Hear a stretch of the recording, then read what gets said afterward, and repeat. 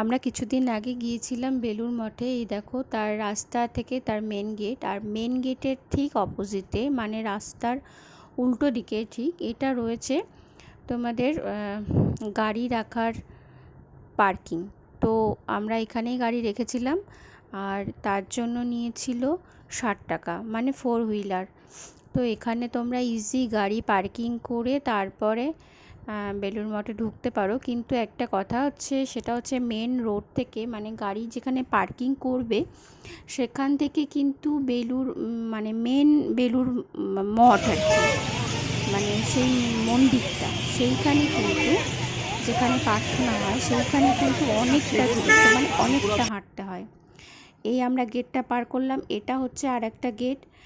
গেটে ঢুকে এখান থেকেও অনেকটা হাঁটতে হয়। তোমাদের সঙ্গে যদি কোনো অসুস্থ বা বয়স্ক বা বাচ্চারা থাকে তাহলে কিন্তু গাড়ি নিয়ে সোজা সেই মেন মন্দির থেকে মেন গেট থেকে ঢুকে যাবে। তারপরে যে গেটটা দেখালাম সেইখানে কিন্তু নামিয়ে দিয়ে তারপর তোমরা গাড়ি পার্কিং করলে সেটাই বেটার হবে, না হলে অনেকটা হাঁটতে হয়। আর দেখো আমরা হেঁটেই চলেছি।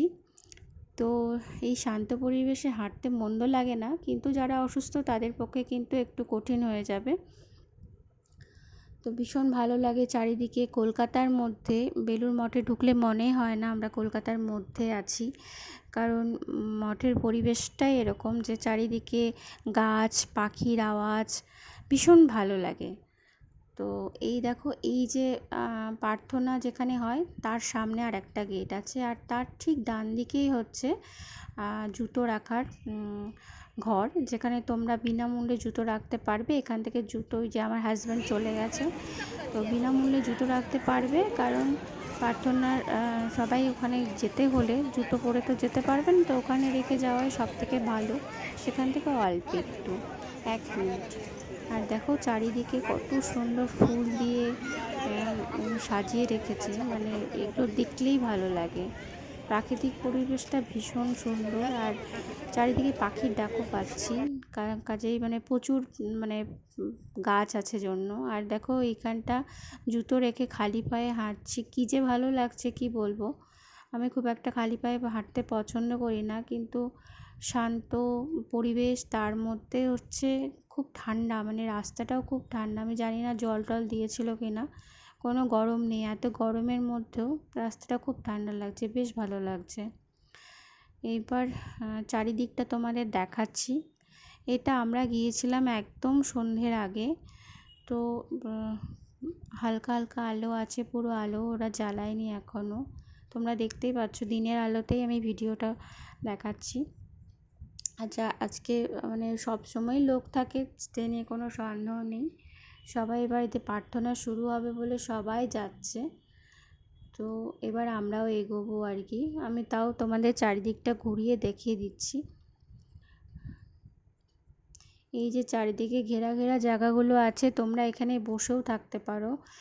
গঙ্গার হাওয়া, মানে অসাধারণ একটা পরিবেশ।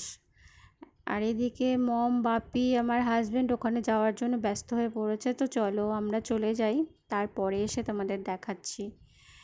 এই যে প্রার্থনা হয়ে গেল, প্রার্থনা থেকে ঘুরে আসছি আমরা, নামছি এবার। তো এবার একটু যাব গঙ্গার দিকে। এখানে আসলে গঙ্গার পাড়ে যাব না, এটা হতেই পারে না, ভালো লাগে না। ও বাবা, পুলিশ লাঠি নিয়ে তাড়া করছে, মানে আর বসতে দেবে না, গঙ্গার দিকে আসতেও দেবো না, এটা বন্ধ করে দিল। আমাদের দুর্ভাগ্য যে আমরা বসতে পারলাম না। এখানে বসলে খুব ভালো লাগে, ভীষণ ভালো লাগে। আর কি, কিছু করার নেই, আমরা লনেও বসবো না, কারণ অনেকটাই রাত হয়ে গেছে। তো আমরা এবার বাড়ির দিকে রওনা দেব। আর এত কিছু ঘুরতে ঘুরতে খুব খিদেও পেয়ে গেছিলো, তাই একটু সবাই ঝালমুড়ি খাবো। ঝালমুড়ি খেয়ে বাড়িতে যাব। তো আজকের ভিডিওটা আমি এখানেই শেষ করলাম। তোমরাও আসতে পারো বেলুড় মঠে তোমাদের একান্তে সময় কাটানোর জন্য, প্রাকৃতিক পরিবেশ অনুভব করার জন্য, মন শান্ত করার জন্য। তো আমার ভিডিওটা ভালো লাগলে লাইক কমেন্ট অ্যান্ড শেয়ার করো, আর যারা নতুন আছো তারা অবশ্যই সাবস্ক্রাইব করো। টাটা।